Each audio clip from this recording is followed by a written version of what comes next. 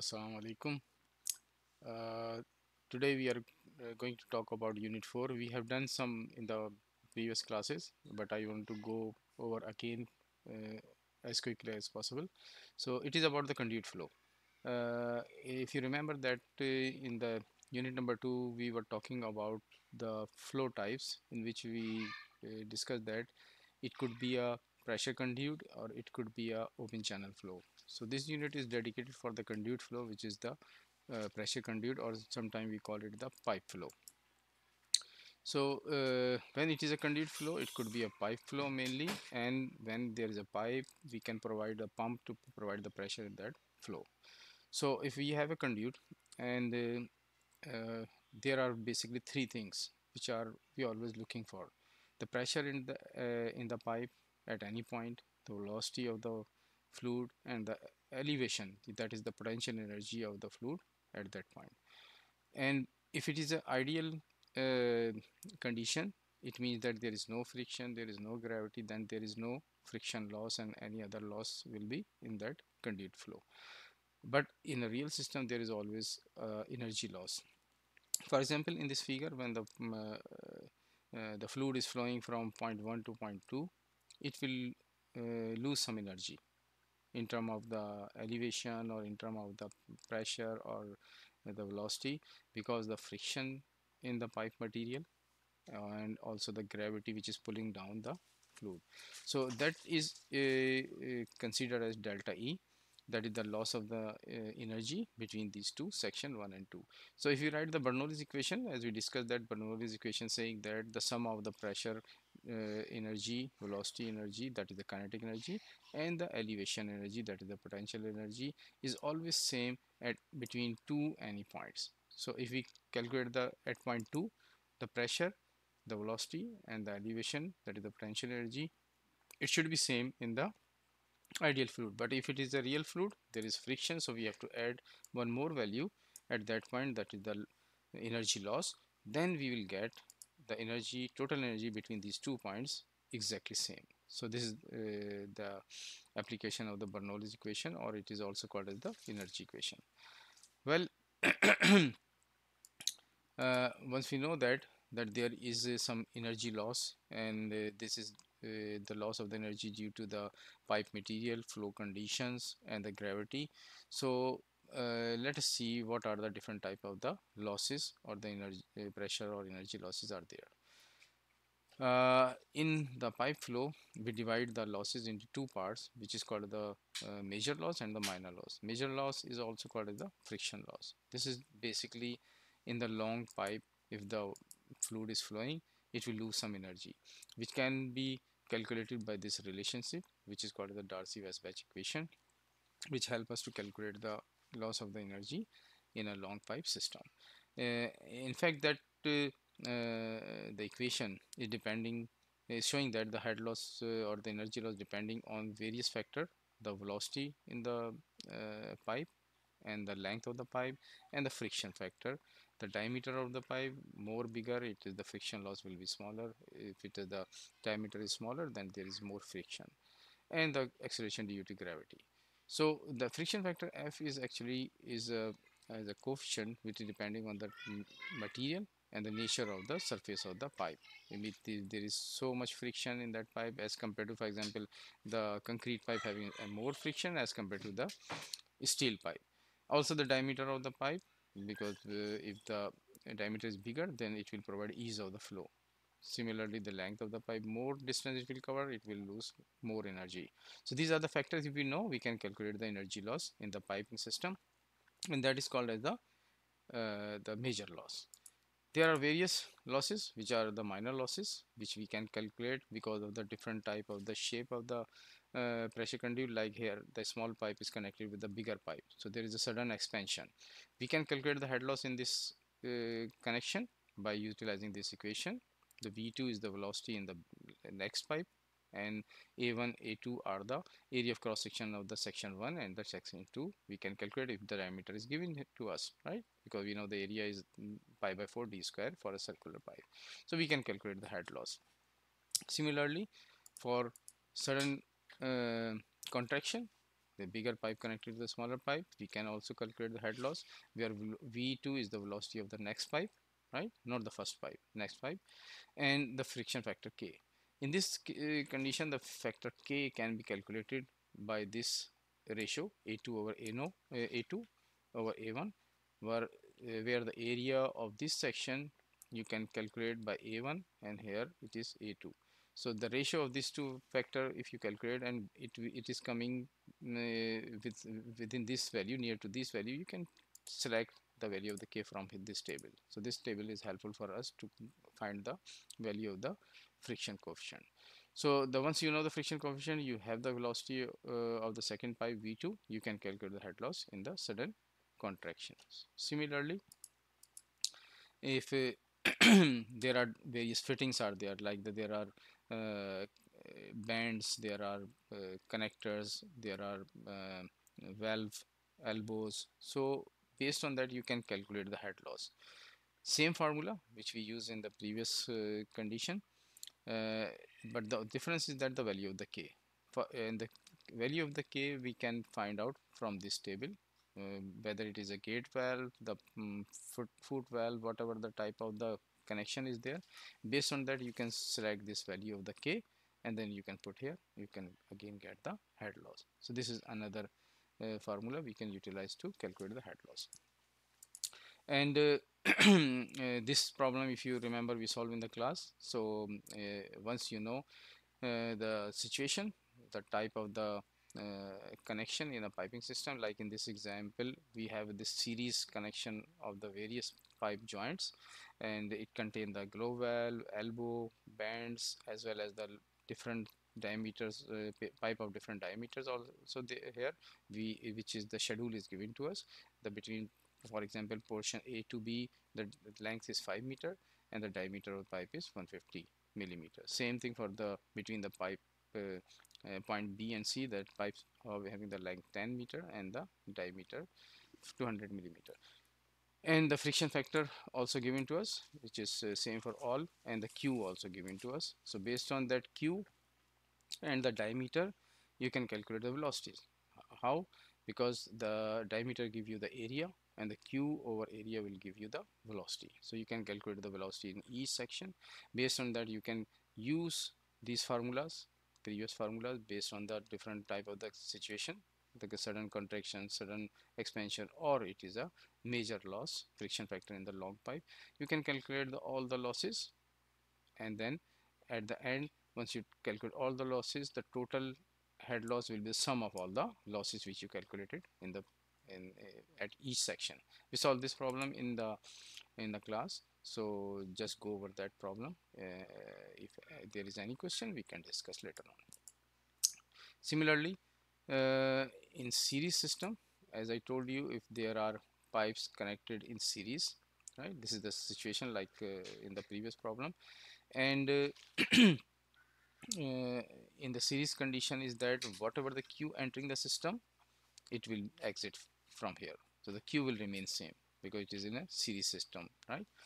According to the conservation of mass, the Q entering will always exiting through the system. And you know the continuity equation, the Q equals to A into V is valid in this situation. Here, for example, you have the various length of the pipe, various diameter of the pipe, so the velocity will be different because you know the velocity is changing with respect to the diameter change, right? So there are different conditions. So we can solve the problem related to this condition utilizing the previous information we have discussed. So uh, if there is a system like this one, and we want to calculate the total loss in this piping system, we can calculate according to this summation of all the energy losses. As I told you, there is loss in the entrance, there is a loss in this long pipe, there is a loss in the sudden expansion, then there is a loss in the long pipe again, and then again loss in the sudden expansion, and finally the loss of the exit loss in the pipe number 3. So if you add all of these losses, the sum of all the losses will give you the total head loss in this system. So this is one of the situations. Sometimes we need to calculate the equivalent length or equivalent diameter of a piping system which can replace the this different section of the pipe. For example, in this problem we have three pipes connected in series. We want to replace these three pipes with a single pipe. So how we can do that? So that we have discussed in the class also. For example, this is the application of this previous formula. Uh, there are two reservoirs, and these reservoirs are connected with the three pipes, right? And the Q, the discharge, is given to us, right? And we have to find out the difference in the height of the water levels, and the elevation here minus elevation here, with which is h. We need to calculate this h. Uh, the friction factor of each pipe is given to us, right? So this is all about this one. If it is written that ignore the minor losses, then you don't have to calculate the sudden expansion losses or entrance loss or sudden expansion. All these losses you don't have to calculate, only the loss of the minor major loss you have to calculate. That is the utilizing the formula HL equals to FLV square over 2GD. So that you have to use to calculate the loss here, loss in the second pipe, loss in the third pipe. Adding all these three losses, you will get the total energy loss. So how you will solve this problem? If you remember, we solved in the class. We have to first calculate the energy losses, total energy loss between from this point to this point. Then apply the Bernoulli's equation.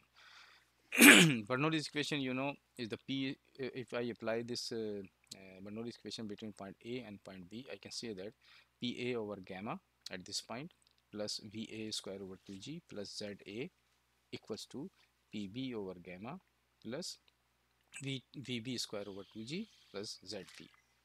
And if there is a loss, which is actually in this problem, plus delta E or total head loss. So this will be the equation of the Bernoulli's equation applied.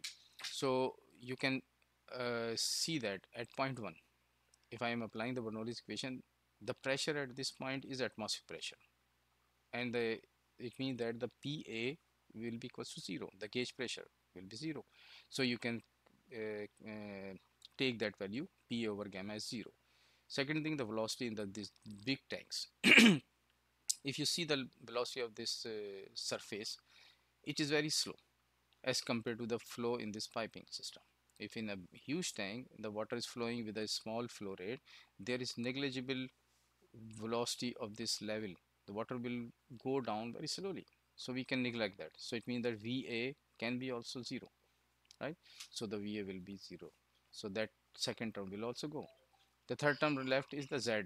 Right? Same thing if you apply the equation again, the PB over gamma will be 0 because pressure B at this point is atmospheric pressure. Similarly, the velocity B also 0 because this movement of the surface is very slow. So again we will left with ZB plus the energy loss, which you can we have calculated from this information, right?